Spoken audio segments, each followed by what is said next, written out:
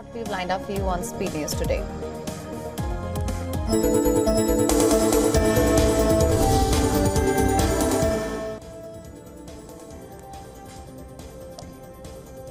The United States suggested that the near-term risk of a broader conflict in West Asia is somewhat eased.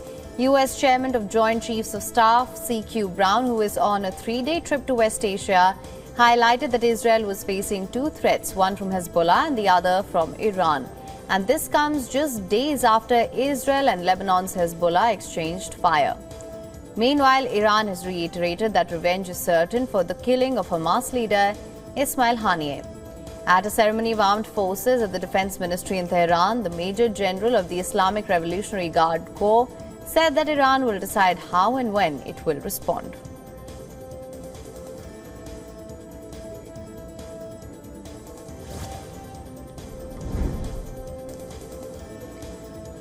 Iran has vowed to support any Gaza ceasefire deal agreed by Hamas. This statement came after Qatari Foreign Minister met his Iranian counterpart Abbas Araghchi. He also met Iranian President Masoud Pezeshkian.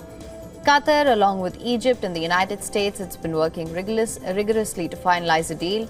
Meanwhile, Israel continues its offensive in Gaza and the West Bank. According to Palestinian Health Ministry, 5 people were killed in an Israeli strike in the Nur Shams refugee camp near the city of Tulkarm.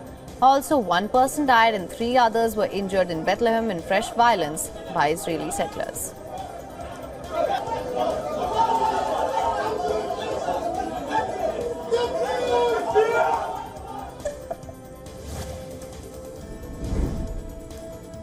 Ukraine's air defense forces are on alert over the threat of a Russian ballistic weapons attack. Several air raid alerts have been sounded across the country after Kyiv's Air Force confirmed the takeoff of Russian bombers from western Russia. People have been advised not to ignore the air raid alerts and seek cover. This after Russia attacked Ukraine with more than 200 missiles and drones on Monday, killing 7 people and striking energy facilities nationwide. Ukrainian Air Force described the attack as the most massive of the war, in which 15 regions sustained damage.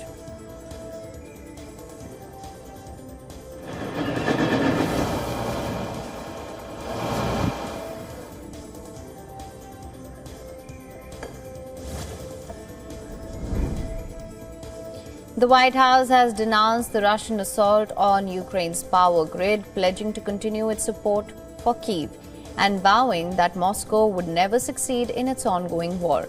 Ukraine's President Volodymyr Zelensky said that Russia launched its offensive from a number of locations, including the Kursk and Belgorod regions, the Black Sea and Crimea. He said that the attack highlights the need for long-range capabilities. On the other hand, Russian officials said that 4 people were injured in Ukrainian drone attacks in the central region of Saratov. A video published by Russian Telegram channel MASH said.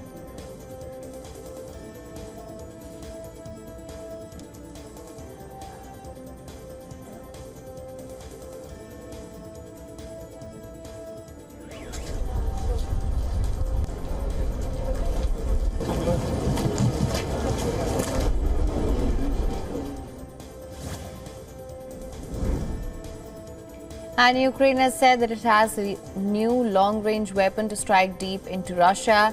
It's a homegrown combination of missile and drone, and it's called a Palyanitsia. According to Ukrainian officials, Palyanitsia was created to counter a wave of Russian bombings, as Ukraine's Western allies have placed conditions on the use of their long-range missiles in Russia. Meanwhile, Poland has said that a drone likely entered its airspace early on Monday morning during a Russian bombardment of Ukraine, adding that the subject may have landed on Polish territory and that search was underway.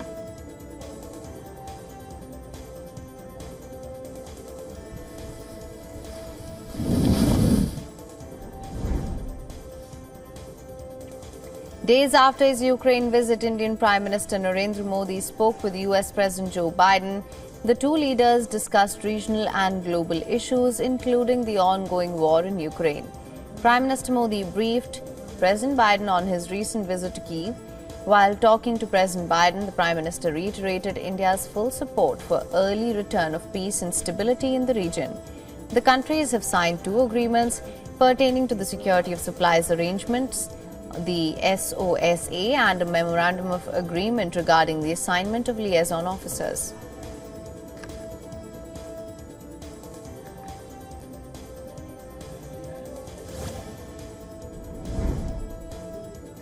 Japan has condemned the violation of its airspace by Chinese military aircraft. A Japanese spokesperson called the violation utterly unacceptable. Japan's chief cabinet secretary, Yoshimasa Hayashi, said that the 2-minute incursion by China was a serious violation of the sovereignty and security of its country. And this comes after a Chinese Y-9 reconnaissance aircraft briefly flew over Japanese waters off the coast of southern Japan. Japanese officials say they are continuously monitoring Chinese military activity near the country.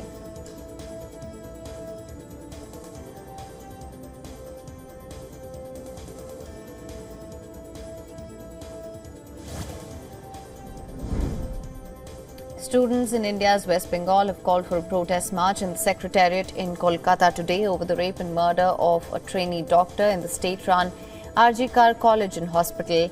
They are demanding the resignation of Chief Minister Mamata Banerjee. Kolkata's police commissioner has ensured that it has taken all necessary precautions to allay apprehensions about potential law and order situation. 2,100 cops, 97 senior officers have been deployed at the Secretariat. Prohibitory orders are in place as well.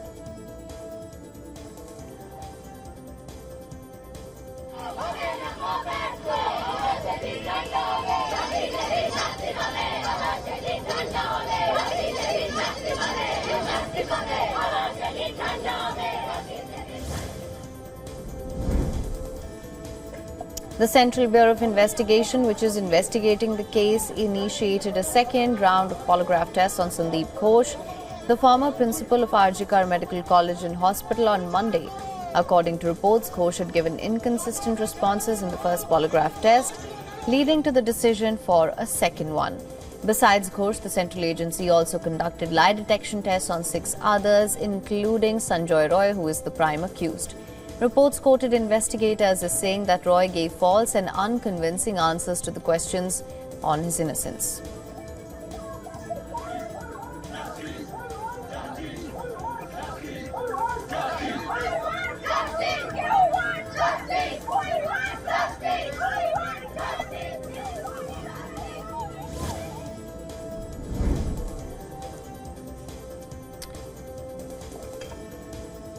The Indian Navy has ordered a probe after a statue of legendary Maratha warrior Chhatrapati Shivaji Maharaj collapsed in Maharashtra state's Sindhudurg district. The 35 feet tall statue was inaugurated by Prime Minister Narendra Modi on the 4th of December 2023 on the occasion of Navy Day. According to preliminary reports, the statue crashed down due to heavy rain and gusty winds in the city. Local police have registered an FIR against both the contractor and the structural consultant. Maharashtra Chief Minister Eknath Shinde termed the incident unfortunate, assuring a thorough probe and reinstallation of the statue at the same place.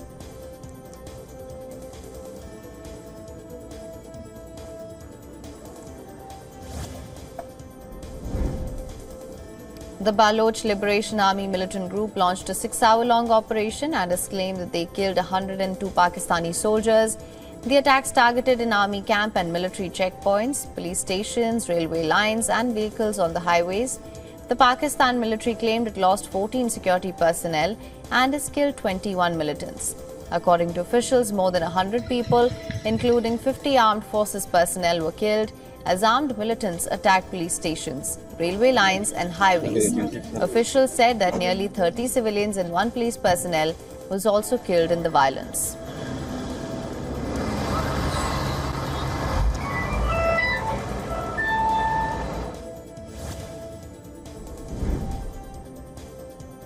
French President Emmanuel Macron on Monday ruled out naming a government led by the left-wing New Popular Front Alliance. Macron's office cited what it called a need for institutional stability for the decision. The French president said that a left-wing government will not win a confidence vote in parliament. On Monday, national rallies Marine Le Pen and Jordan Bardella met the president. They called the current situation chaotic and the future under leftists dangerous.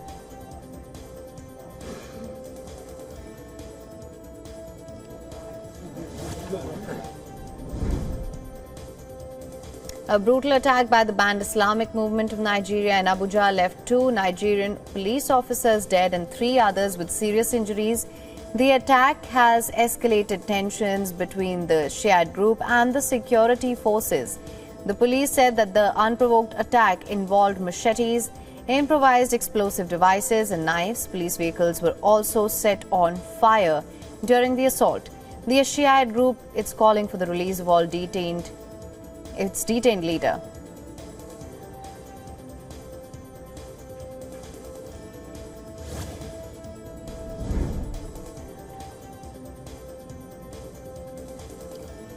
Former Democratic Representative Tulsi Gabbard has endorsed Republican nominee Donald Trump's presidential bid. Gabbard officially joined Trump's camp during an address to the National Guard Association in Detroit and was the Democratic presidential candidate in 2020. Lauded Trump's first term for not starting any new wars and taking action to de-escalate conflicts. This comes after Trump launched fresh attacks on Vice President Kamala Harris, slamming her for the suicide bombing in Kabul airport that killed US soldiers in 2021.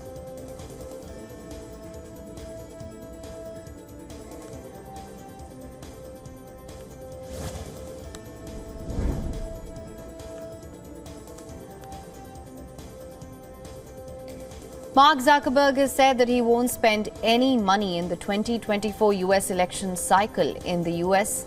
In a letter to the US House Judiciary Committee, Meta CEO said that he won't repeat the 2020 efforts to fund local elections. Zuckerberg told the committee that the White House was wrong to pressure Facebook on COVID content. Republicans had criticized the funding efforts as Zuckerbucks. House Judiciary Republicans touted the letter as a big win for free speech. Zuckerberg's letter comes at crucial time in US presidential election race with Kamala Harris and Donald Trump neck and neck in the polls.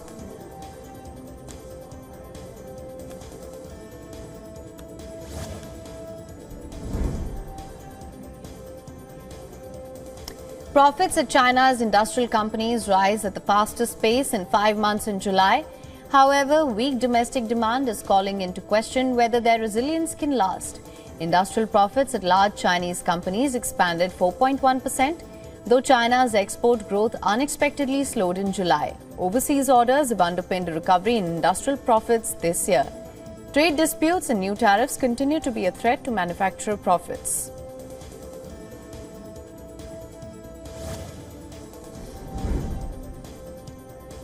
Canada, following the lead of the United States and European Union, said it will impose a 100% tariff on imports of Chinese electric vehicles and announced a 25% tariff on imported steel and aluminum from China. The duties apply to all EVs shipped from China, which would include those made by Tesla. Prime Minister Justin Trudeau said Ottawa was acting to counter what he called China's intentional state-directed policy of overcapacity. The tariffs could be imposed as soon as the 1st of October.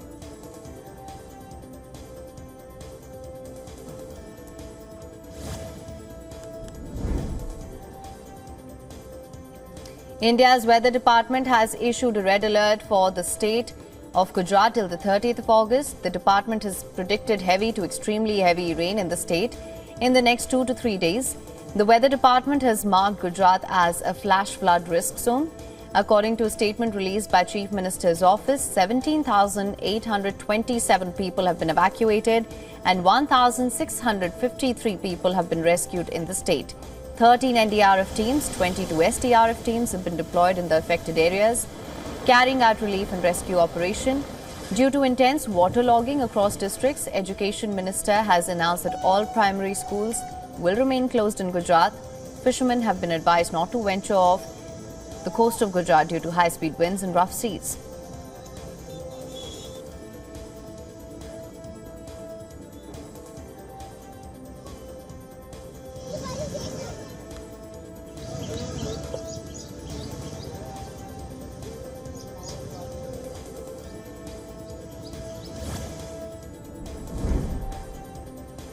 Emergency crews in Alaska are bracing for more landslides after a large rain-drenched slope gave way, killing 1 person and injuring 3 others.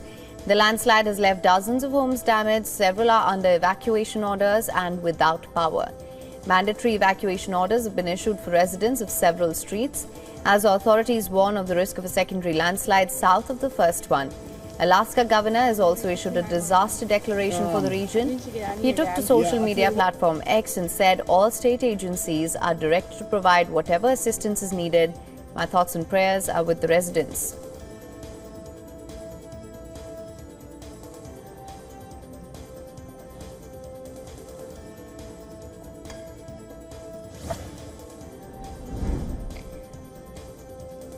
Tesla CEO Elon Musk, who also, of course, owns the platform X, has expressed that California should pass a law requiring tech companies and AI developers to conduct safety tests on some of their AI models. This season, California lawmakers tried to introduce 65 bills related to AI. Earlier that day, Microsoft-backed OpenAI also endorsed a different AI bill in California, which would require tech companies to label AI-generated content, including everything from memes to deepfakes that could spread political misinformation.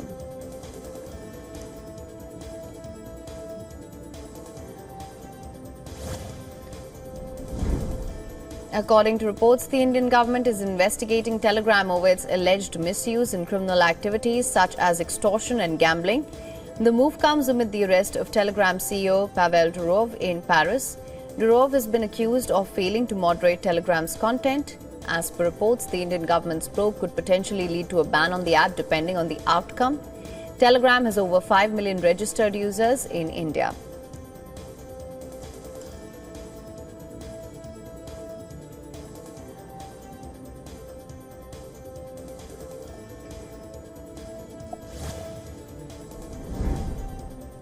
Ride-hailing platform Uber has been fined $324 million in the Netherlands.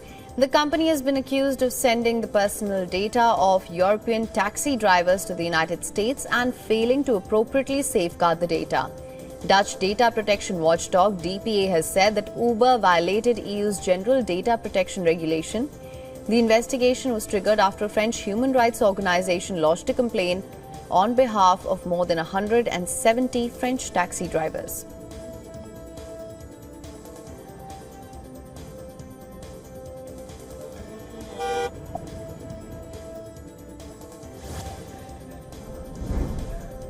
The Asia Internet Coalition, which includes Google, Meta and X, have urged the Malaysian government to pause a plan that will require social media services to apply for a license.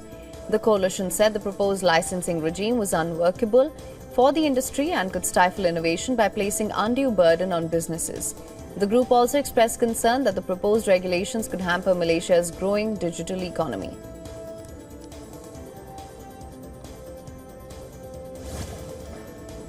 For latest news, download the WION app and subscribe to our YouTube channel.